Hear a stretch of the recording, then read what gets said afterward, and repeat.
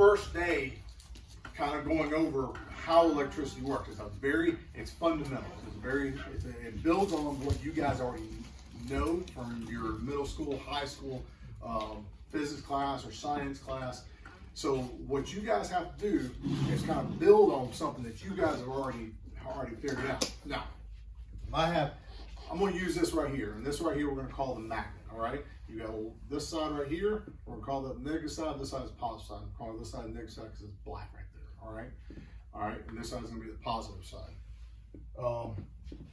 So you guys remember how magnets work. If you have a magnet, you got one side that's negative, one side that's positive. Y'all remember all that, correct? Now, if you put two positive sides together, what happens? They repel, correct. You put two opposite sides together, what happens? Okay, so that is true. All that work and electricity works off of magnetism. It's how electricity is generated. So I want to go over this, and again, this is a much longer class, so I'm going to try to be very brief on this. But you guys remember the parts of an atom, right? What are the three parts of an atom? Electron, proton, and neutron. All right, so you have, what are these? Protons. Those are protons. What are they, protons? Positive. Positive, yes. Now we're going to do electrons, or neutrons. Now, why I'm drawing those in circles, not minuses, why? Neutral. Yeah, they're neutral. All right. Now, where do I put the electrons? On the outside. Outside, yes. So there's a lot of this that is kind of irrelevant to what we're talking about. I want to focus specifically on, remember, if you got electrons on the shell, right? They orbit around. Electrons are on the outside shell. You remember what that's called? The outer shell. What's it called? It's a valence shell. All right. Photosynthesis. It's valence shell. So this right here are the valence electrons on the valence shell. Now, y'all remember what a good conductor has? How many electrons on the outside? 7 and 8. Nobody remembers? If you have a good conductor, it's going to have one. So copper has one electron on its valence shell. Aluminum has two. How many do you think well, you guys are gonna have to remember the other numbers. How many electrons on the end of the valence, on the outside of the valence shell for an insulator? It'd be more, it'd be 8. So that's the maximum amount. The way this works, and again, brevity is not my strong suit here, and again, I want to stress that this right here is not critical. Understanding this is not critical to understanding how it works, but it's good to kind of have a good visual of it. So an electron moves from atom to atom, and this is where it starts getting kind of fun. Electrons move from atom to atom. So if I push this electron on another atom, it pushes the electron onto another atom and pushes the electron on the other atom, going all the way down the line. So if I were to have another atom here, this one right here, y'all remember those balls that you would hit? You drop a ball, it go back and forth. Y'all remember that? Mm-hmm. What I'm talking about? You can visualize it the same way. It is kind of the same thing. So if you were to take this electron here and knock it off, it goes to the next one, it knocks the next one off, and it goes to the next one off, and the energy continues on. But if you were to hit a one with an insulator with 8 electrons, this one hit that, and the electricity would disperse through that insulator. So the energy would disperse through those 8 electrons. So that's why it travels through the conductor, not through the insulator. So what I would do here, and this is where it starts getting kind of fun. If I'm going to take this right here, if I take this and this is the negative side, and I put it up against this atom, what happens to that electron? It pushes Right, pushes in that direction and that direction. All right, so you start it starts trying to find, and we used this word before called equilibrium. And that's what I said before, what electricity doesn't try to find a source to ground, it finds a source to equilibrium. So if I put this here, it's just trying to create equilibrium. It's trying to make itself right, neutral. All right. So I put this here, it pushes out both directions. Okay. So the way electricity works is just a rotating magnetic field. So I take this right here and it pushes the electrons out, and I turn it, and then what happens? Pulls them back. Exactly. So so it's taking them what we call alternating current, because all we're doing is twisting this magnet just like this. Now what's really funny about it is that's it. Once you've got this concept of this rotating magnet pushing electrons back and forth, that is how alternating current works. That's it. It's as simple as that. So once how is this called single phase or two phase or three phase? So when I do this, we've only got one wire. I've got a wire here.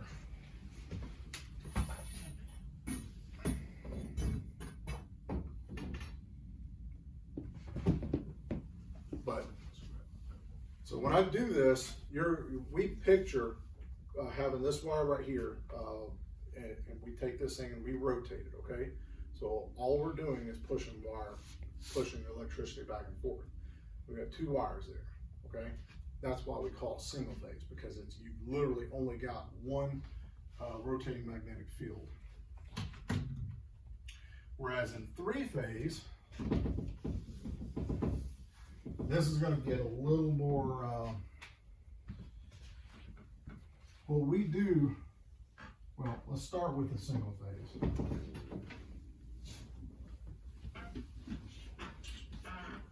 All we do is take a wire and we literally rotate this magnetic field so it goes back and forth. So all you're doing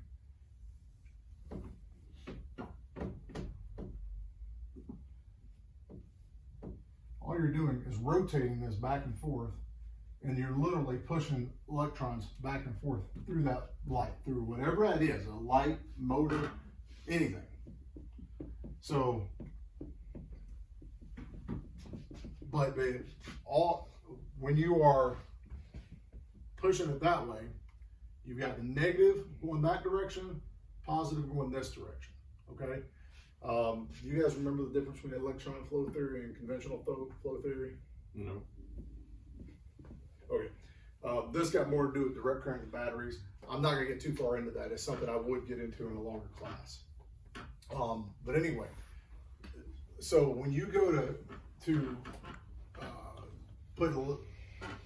when you go to take this here and take the electrons and you're pushing this direction, that direction, and you go this direction, where are they flowing at right now? Is that going from your negative to your most positive? It's actually not flowing at all. So, do y'all ever seen an oscilloscope? Yeah. So you watch the oscilloscope and it's got what we call a sine wave.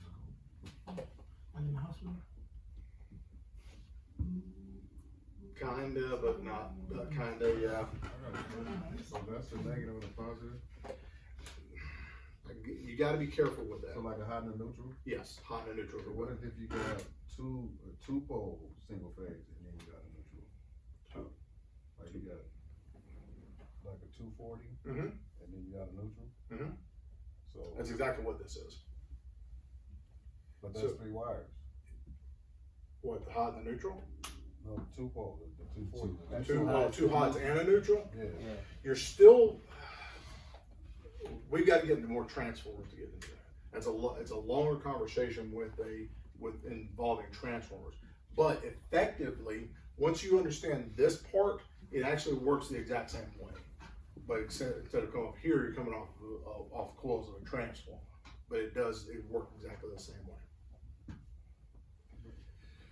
So we've got this right here that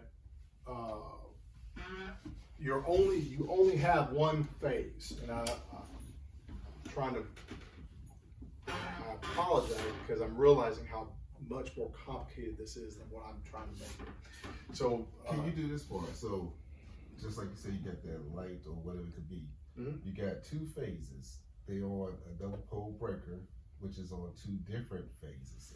Say a B and C phase. How is that? You know, It's still- and that's what I was trying to get to here. It's still a single phase because you're still, well, let me get into three phase real quick, and that might actually help understand it. It's still single phase because you've got one in and one out. On a three phase, and you've got, let's do the black, red, blue here.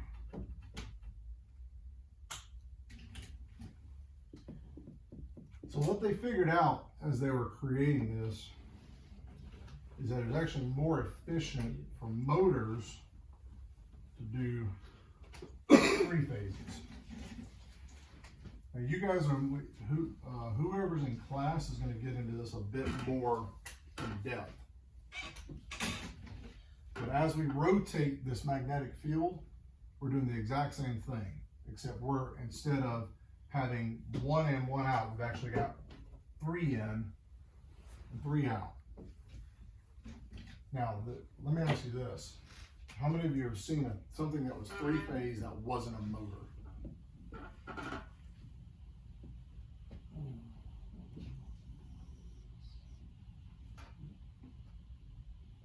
I'm gonna tell you, I'm not gonna say it doesn't exist. What I am gonna tell you is it's pretty rare. You don't, everything is three phases motors. That's why most of our stuff is commercial oriented. Is three phase, and then your house is more single phase. I've seen a water heater that was a three phase water heater, but the water heater elements were all single phase. So most of the time, anything that you're gonna be dealing with is gonna be a motor, not a, when it's three phase, not a, anything else. So that's why in this scenario here, you've got a motor, then you have three phases.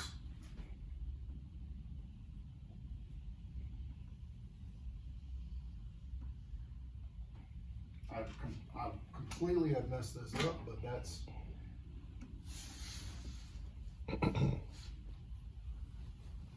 so you've got three phases that actually all go in and out at the same time. But anytime you pull this apart, you still end up with only single phase because you've got one in and one out. When you get into this, and again, I'm trying to keep this as brief as possible. When you get into this a little bit, what you'll understand is that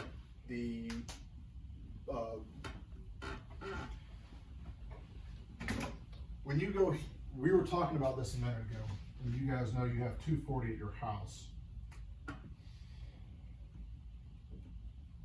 You sit there and rotate this. So you got your full weight, you're pushing out and back in fully. Here, you're not doing that.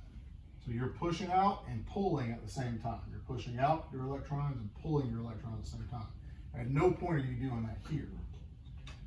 What this is going to help you to understand is that this 240 right here has the same power as this 208, except for you don't have the same, but you're not quite in phase with each other. You're pushing completely here, but you're not pulling completely here. So it's the amount of power you're getting isn't quite as much. So you saying if there's out of phase, but the two is in phase with each other? A better way of saying it is they're directly opposing phase here, 180 degrees out of phase here, and only 120 degrees out of phase here. So why do they say three phase is more efficient? What makes it more efficient? Because what happens is when you go to, when you spin this right here and you get to that 0 point, then you got nothing really pushing, and you lose a little bit in that rotation. You keep a little bit better momentum inside this rotation. That makes sense. So again, guys, I think I should have prepared more for this, and I should have probably got a little bit better on the props. But I want the part of this, and I want you guys to grasp more than anything else. And the idea was for me to try to get you to understand three phase versus single phase. But the idea here is I want you to understand the basic magnetism that has to occur for electricity to happen, which was that original thing that I was showing you here. So this is the part that I want you to understand, is that rotating magnetic field. You get that part where the electrons are pushing out and pulling in, and then it rotates, and then they're pushing out the opposite direction and pulling in from the opposite direction. Those are the things that I want you guys to, what I want you to understand more than anything else, more than the three phase versus the two phase or the single phase. Alright, so for two phase, that's what you're basically saying it's doing. Versus a true single phase of a neutral and a hot, it's alternating where it's going back to ground. Cause like when you're going from the breaker, I want you to leave the word ground completely okay, out. we're going through the neutral back to the system. Source, yes. The source, yes. That's what we said. Electricity finds its path to source. You didn't see ground anywhere in here. Going back to source. Right. But what is the two phase doing? Is that doing the same thing? Is So it going two- to source, or is it just Now you're, alternating back and forth? two phases, when we talk about two phases, something is this that also is two phase. It's an older way of running motors. So when we were talking about the three phase, before they realized that three phase was a more efficient way of doing things, they used the two phases, but it was actually 4 wires, not 3 and not 2. Weird, right? Yeah. So the two phase actually has 4 wires. But there is no such thing as, well, I won't say there's no such thing as two phase, but it is single phase, because you're always going one in, one out. The only time you have three phase is on a motor, because you have 3 in and 3 out. So you got. So the one 4 pole. wires, what are the two Yeah, hots? 4 wires. Ground and neutral? You What's call, that? you call it ground neutral and 2 hots? I want you to leave the ground completely out of this. It's So not what part do of you the mean by theory. So it's 4 hots per wire. It's 4 hots. So you got it's 4 hots, but they're not on. They can actually be. They will end up being on the same phase. But the root, what they do is they bring it into different parts of the motor. It's something I can't get into explaining right now. What's that? The same phase, but 4 different locations.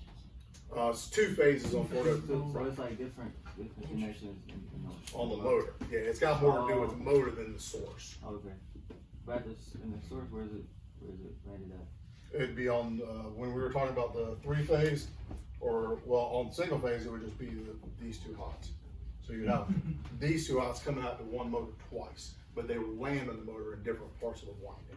Okay. And you're talking about like the inside of the trench, that's where it land on each side of the. Yeah, because once we start talking about this, we actually have to, because you guys are gonna be thinking, what's up? Yeah, he wanted us to explain this to the technician. It was all wrong. So, and again, it is a little complicated, but again, but it's not really. It really isn't complicated because it's all in pieces. And the piece that I need you to grasp right now is simply the how electrons flow. Yeah. The magnetism that makes an electron flow and the rotating magnetic field. And this is slightly different from a battery, and I'm going to cover that very, very briefly. Where does the magnet come from? Ferrous iron, ferrous metal. Like, where, in the circuit, what is the magnet in reference to? Generally, it's going to be the generator. The So generator. yeah, any kind of generator, any kind of rotating motor. Now, what's really interesting about that is if you want to know how a generator versus a motor work, you literally just reverse them. Yeah. So we were talking about we spin this motor, we spin this. The motor's got a magnet in it too. We spin this, and whatever we're using to spin this, the power comes to spin that. Then you've got electricity going out through the wires. If you want to reverse it, then you've just created a motor. Yeah. So they work just the opposite. We were talking. Do y'all remember us talking about counter EMF, counter voltage a while back? Heard something about the EMF thing. Yeah, EMF, counter voltage, where if you got a motor running and you pull electricity out and it continues to run, you still have electricity coming off that motor. Yeah, because you're creating, Yeah. it's basically a generator. Yeah, exactly what it is. It is a generator. All right, so real briefly on the battery. So you got two terminals, negative and positive. Now you guys are talking about in classes, y'all gonna talk about, y'all should be talking about both the conventional flow theory and the electron flow theory.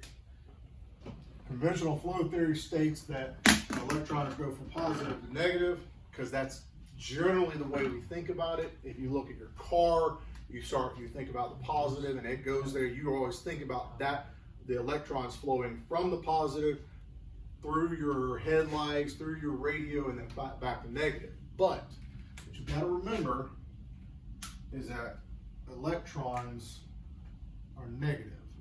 So you just got a buildup of electrons on this side and a buildup and a lack of electrons on this side. So everything, all the atoms in here are positive, and all the atoms over here are negative. And all you do, and again, we're talking about just trying to find equilibrium. If we take a wire and connect here to here, what is that? What do we do? Fire hazard? Fire hazard actually is a great answer. All you're doing is you're creating what's called a short circuit. There's no resistance in it. All those electrons are going to flow to the positive side as quickly as they can, as quickly as the resistance of this wire will allow. That's why that wire gets so hot. What's I've that? melted jumper cables as well. Yes, that's exactly what happened. So just be aware that this right here is different from alternating current, but not by much. It's different because it's called direct current, and it will flow, it will not have that same sine wave that we were talking about before. All right, so it's not, that sine wave is just a way of stating that it's a rotating flow. So sometimes it's flow in that direction, sometimes it's flow in this direction. Direct current, it flows in one direction the whole time, okay? All right, again, we talked about before, and I still want to do the classes. I think we should combine the classes of the one we were talking about doing the grounding, testing the ground rod, and electron flow theory, as well as basic alternating current. Do you guys feel like it'd be beneficial to have this in kind of a more elongated class? Yeah. Okay. Who would go to that class?